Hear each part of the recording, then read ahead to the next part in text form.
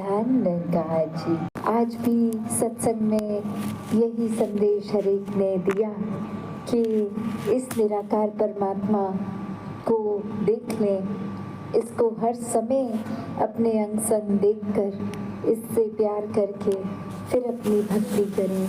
और यही संदेश संतों ने युगों युगों से दिया। चाहे कोई भी धर्म ग्रंथ खोल के देखें, बात यही है कि कैसे अपने जीवन में मोक्ष मुक्ति की प्राप्ति सिर्फ और सिर्फ परमात्मा को जीवन में लाकर की जा सकती है। और ये परमात्मा की परिभाषा भी हर ग्रंथ एक ही बता रहा है कि ये हर समय है, पहले भी था, आज भी है, कल भी है, एक समय के साथ बदलता नहीं है। इसके एक टुकड़े नहीं किए जा सकते, इसको गीला नहीं किया जा सकता, इसको काटा नहीं जा सकता, इसको एक आग नहीं लगाई जा सकती। ये हर समय अपनी जगह पे स्थिर है, कायम दायम है। तो ऐसे परमात्मा को प्राप्त करना ये ब्रह्म ज्ञान द्वारा संभव है। और ये फिर जो आत्मा की बात की जाती है कि आत्मा और परमात्मा का मिलन, ये ब्रह्म ज्ञान द्वारा ही संभव है। ये आत्मा जो बेचैन इस मनुष्य के शरीर में है, इसी मनुष्य शरीर में इस परमात्मा को प्राप्त करने की ये पॉसिबिलिटी संभवता है। और इसी में ये समय हमने कैसे काटना है, चाहे घर परिवार कामकाज, ये हमें बहुत ही रिस्पॉन्सिबिलिटीज़ हमारे ऊपर हैं, ये कर्तव्य हैं, ये रोल्स हैं, उनको हमें त्यागना नहीं है। हमें एक घर परिवार में बैठ के ही भक्ति भी करनी है, कामकाज भी करने हैं। तो कैसे फिर ये संभव करें ये बैलेंस? तो बात वही कि जब परमात्मा को मन में बसा लेंगे तो बाकी काम भी बहुत सहजता से अपने आप ही हो जाएंगे। फिर वो स्ट्रेस का कारण नहीं बनेंगे, वो एक प्रेशर नहीं बनेगा। सिर्फ और सिर्फ कोई भी काम करते हुए अपने साथ ही ये परमात्मा को दिल में बसाएंगे तो हर समय भक्ति की जा सकती है। एक मन में प्यार बना कर रखना, एक स्वयं प्यार बनना फिर बहुत ही सिंपल हो जाता है, एक स्वाभाविक हो जाता है, एक नेचुरल कैरेक्टरिस्टिक बन जाता है। कैसे एक प्यार की जहाँ बात होती है तो वो सिर्फ प्यार है उनके प्रति नहीं जिनको जानते हैं। ये कोई भी हो, चाहे सामने अजनबी हो, कभी मिले भी नहीं या फिर किसी को कभी मिलेंगे भी नहीं, दुनिया के ऐसे कोने कोने में रहने वाले, उनके प्रति भी भाव आदर सत्कार प्यार का ही हो कि हर कोई अपना है। ये परमात्मा ने तो जब धरती बनाई तो कोई उस तरह फर्क नहीं किया। सूर्य है तो हर एक को ही अपनी किरण देगा, पानी है तो हर एक की ही प्यास बुझाएगा। तो फिर हम इंसानों ने ही ये फ़र्क बना दिए कि ये एक इस जगह जन्मे हैं, इस तरह का कल्चर है, इस तरह का खाना पीना है, इस तरह का कलर है तो ये ठीक है, वरना ये ठीक नहीं है। तो ये भेदभाव नफ़रतें इंसानों ने खुद ही बना दी हैं। और ये फिर अगर हम सोचें कि हर किसी में परमात्मा है तो कोई भेदभाव होने का एक सवाल ही नहीं।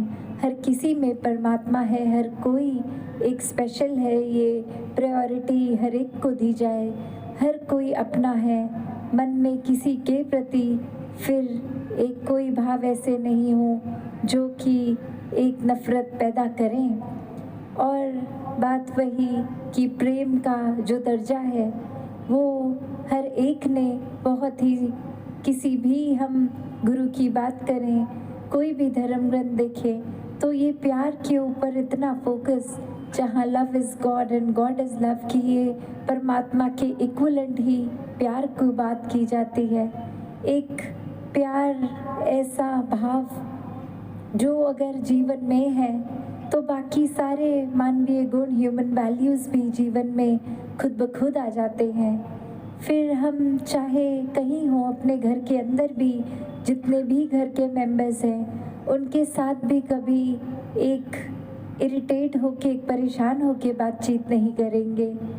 कहीं कामकाज भी करते हैं, वहाँ भी अपने कोलीग्स के साथ, अपने स्टाफ के साथ बहुत ही प्यार से एक रिश्ता बन जाता है। और कहीं भी हो, कहीं ट्रैवल कर रहे हो, ट्रेन में हो, बस में हो, तो बात वही कि हर कोई अपना लगता है।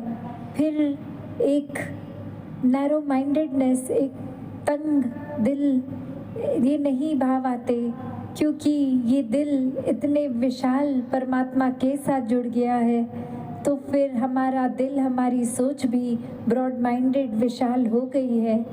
तो कैसे फिर हर एक को अपनाने वाला अपनत्व का भाव, जब इस परमात्मा से मन एक हो गया, एकत्व, वननेस एस्टैब्लिश हो गया, और यही वननेस फिर ह्यूमन टू ह्यूमन, एक इंसान से दूसरे इंसान के दिल तक, ये प्यार के ब्रिजेस बनते हैं। फिर अपने मन में कोई दीवारें, ये ऊंची वॉल्स नहीं बनती कि हमने इसको बाहर कर दिया अपने दिल से।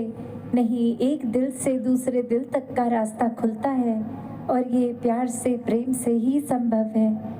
फिर हर कोई जहाँ ये प्रेम के रास्ते पे है, तो वही प्रेम का रास्ता प्रेमा भक्ति भी है, कि प्यार से इस परमात्मा के साथ हर पल जीवन जिया जाए। इस परमात्मा की रचना, पूरी क्रिएशन, ब्रह्मांड, संसार, इसके साथ भी फिर को एग्जिस्टेंस इतनी अच्छी हो जाती है, सुंदर हो जाती है। फिर इस परमात्मा के दिए हुए सभी इंसान या प्रकृति में कुछ भी है, वो वरदान की तरह यूज़ होता है। फिर हम धरती को गंदा नहीं करते, एक कचरा नहीं फैलाते, चाहे वो मन का कचरा हो या कोई अन्य पॉलिथीन इत्यादि गंदगी हो।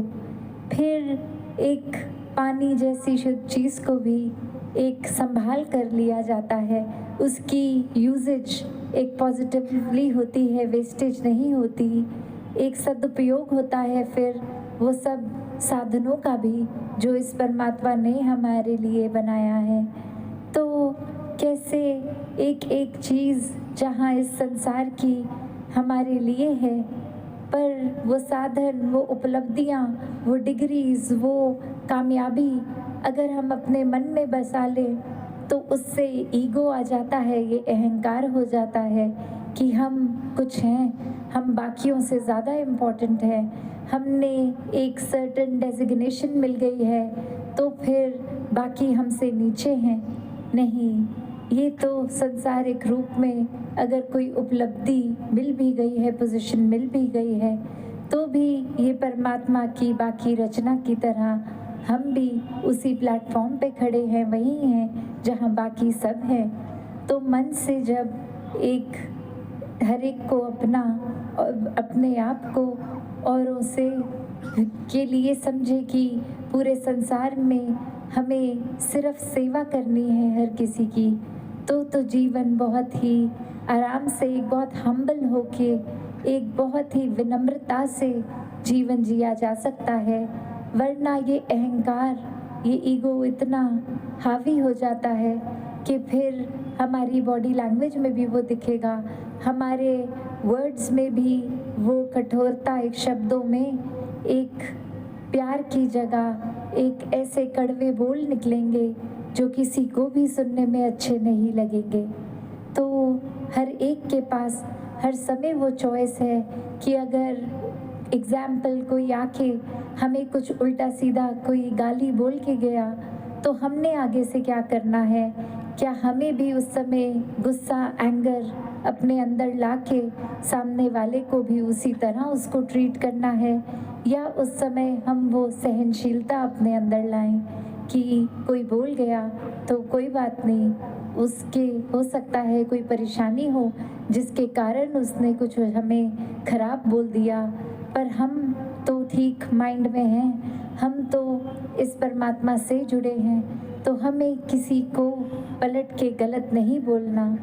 एक दूसरे के लिए एक क्षमा का भाव भी कि अगर कुछ बोल गया तो कोई बात नहीं, एक परमात्मा से भी, इस निराकार से, भगवान से अरदास कि इसको भी समझ बख्शें, एक सोझी बख्शें, समझ बख्शें कि आगे से ये अपना व्यवहार, ये अपनी सोच, ये अपने बोल सबको कंट्रोल में एक करेक्ट यूजेज की तरह करे। हर कोई फिर विनम्रता से, मधुरता से ही बात करे। तो इस परमात्मा ने जहाँ हर एक को एक करेक्टिव मेजर्स पे रखा है कि हम खुद को ठीक रख सकते हैं, तो एक अपनी विवेक चेतनता, इस बुद्धि का प्रयोग करना ना बंद कर दे। तो दासी इन्हीं शब्दों से आपसे आज्ञा लेगी। सत्संगत जी, धन्यवाद।